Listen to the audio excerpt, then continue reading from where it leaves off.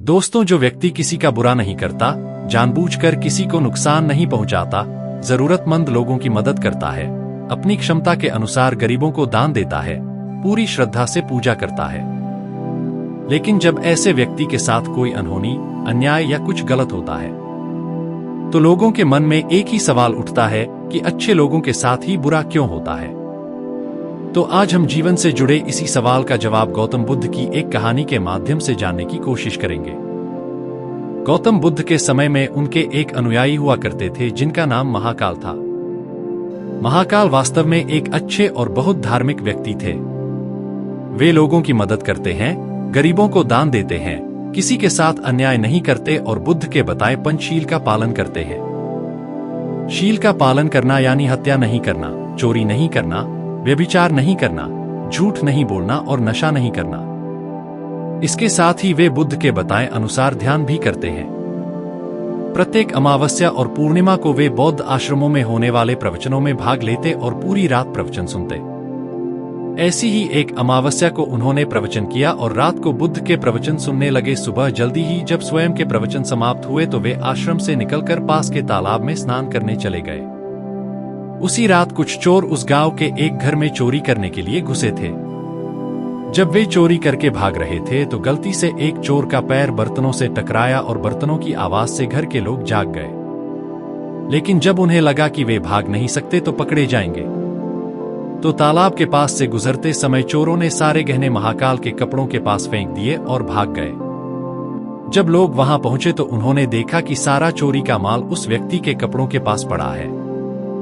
सभी ने महाकाल को चोर समझ लिया और उसे तालाब से बाहर निकालकर पीटना शुरू कर दिया। वह बार बार कहता रहा कि वह चोर नहीं है, मैं रात भर प्रवचन सुनकर यहाँ आया हूँ और मैं अभी स्नान कर रहा था। मुझे नहीं पता कि चोरी का यह माल यहाँ कैसे आया।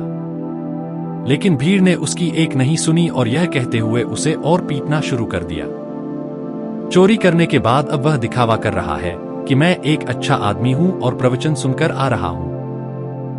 गुस्साई भीड़ ने उसे इतनी बेरहमी से पीटा कि वह मर गया और उस मृत महाकाल के शरीर को छोड़कर लोग अपने घरों को लौट गए। सुबह जब आश्रम के कुछ शिष्य पानी लेने तालाब पर आए तो उन्होंने महाकाल का मृत शरीर देखा, तालाब के पास पड़ा है। पूछताछ करने पर पता चला कि चोरी के आरोप में महाकाल को लोगों ने पीट पीट कर मार डाला था। शिष्यों ने बुद्ध के पास जाकर यह समाचार सुनाया कि लोगों ने बेचारे उपासक महाकाल को मार डाला। उन्हें उस गलती की सजा मिली जो उन्होंने नहीं की थी। बुद्ध अपने शिष्यों की बात ध्यान से सुन रहे थे। तब उनमें से एक शिष्य ने बुद्ध से पूछा, बुद्ध, आप भी जानते हैं कि महाकाल कितने अच्छे व्यक्ति थे। उन्होंने कभी किसी के साथ कुछ बुरा नहीं किया, फिर उन्हें किस कर्म की सजा मिली?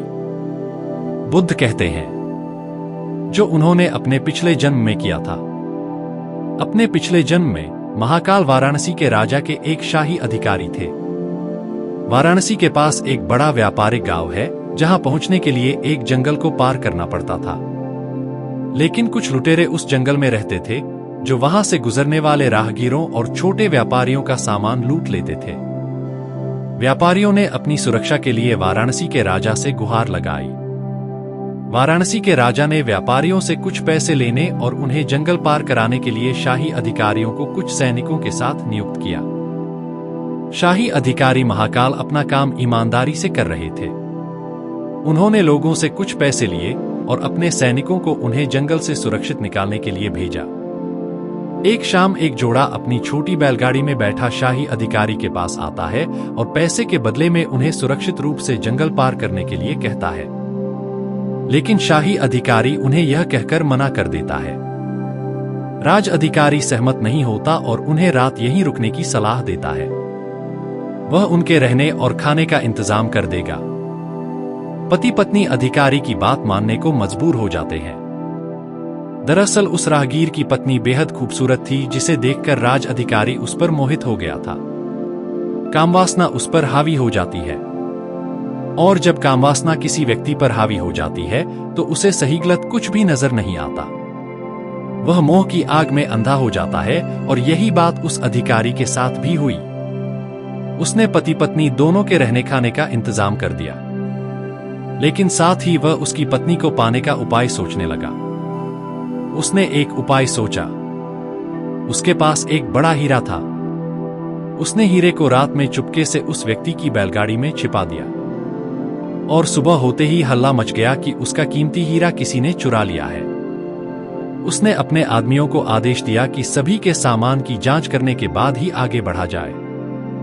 सिपाहियों ने तलाशी ली तो योजना के मुताबिक हीरा छिपा हुआ मिल गया।